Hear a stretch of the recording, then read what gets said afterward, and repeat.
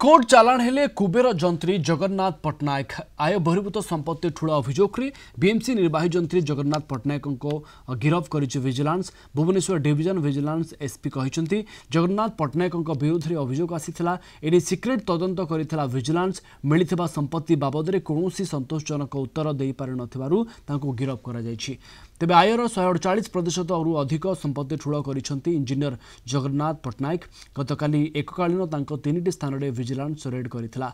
भुवनेश्वर में गोटे और गुणुपुर में दुईटी बहुतल कोठा रही रेड बेले अचलाचल संपत्ति ठाब होता। भुवनेश्वर में गोटे फार्म हाउस 3टी मूल्यवान प्लॉट ठाब होती। तेज जंत्री घर मिलता 460 ग्राम सुना 80 लाख टंकार जमाराशि बहु जगार टंका निवेश कर जगन्नाथ। तेबे तांको घरू बहु मूल्यवान सामग्री भी मिली।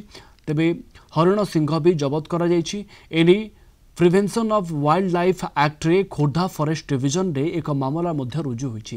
तांको पाखरु एक देशी बंदूक भी जबत होईछि।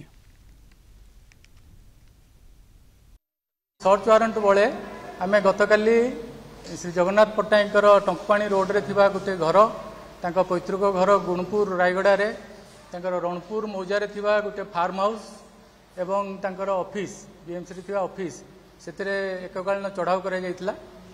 चढ़ाऊ समय तांकर पांडवनगर टंकपाणी रोड रे गोटे 3 महलार गोटे पैलेसियल बिल्डिंग एवं रणपुर मौजा प्राय 1.5 एकड़ ऊर्ध्व गोटे फार्म हाउस मिलता। से फार्म हाउस रे विभिन्न शौकीन गछकथा छाड़ी सेठी 2टी बिल्डिंग मिलता।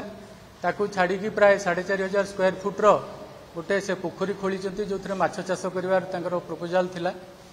आउ से विषय सेठी तलाशी समय गोटे देशी बंदूक आउ 2टी हरिण सिंह बरामद करा जायतिला। से बंदूक विषय लाइसेंस विषय आम एनक्वारी करुचु।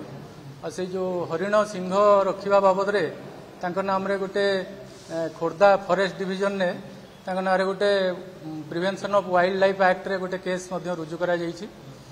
तांकु छाड़ी गुणुपुर रे 2टी 2 महला घर एवं भुवनेश्वर उपकंठ रे प्राय 3टी बहुमूल्यर प्लॉट मिलता एवं तांकर विभिन्न फाइनेंशियल इंस्टीट्यूशन ने से इन्वेस्टमेंट करिथवार ताकू आज पर्यंत आम जहाँ आकलन करिचु मोर देन 80 लाख रो डिपोजिट मिली एवं तांको घरू आम 460 ग्राम सुना गोटे ग्रांड विटारा गाड़ी 2टी 2 व्हीलर एवं विभिन्न शौकीन इलेक्ट्रिकल एवं इलेक्ट्रोनिक्स गैजेट सब बरामद करा जायछि जार मूल्य मोर देन 30 लाख सब एवं तांकर विभिन्न फाइनेंशियल इंस्टीट्यूशन जहाँ सब इन्वेस्टमेंट करिसंती से विषय आम वेरीफाई करुचु। आ ये समस्त संपत्ति जहाँ आम आज पर्यंत आकलन करिचु ताहा तांकर नोन सोर्स ऑफ इनकम ठारू प्राय बहुत अधिका तांकर 3 कोटी 3.2 करोड़ रु अधिका मिली। से विषय Bhubaneswar vigilance PS case number 16/2025 रुजु करा जायछि एवं ए बाबद से कौन संतोषजनक कैफियत दे पारले नहीं तेणु तांको आज गिरफ करके कोर्ट चालान करा जायछि। मोर देन 4 करोड़ तांकर एसेट्स हमें पाइछु आ तांकर सेटा DA is more than 3.2 crore.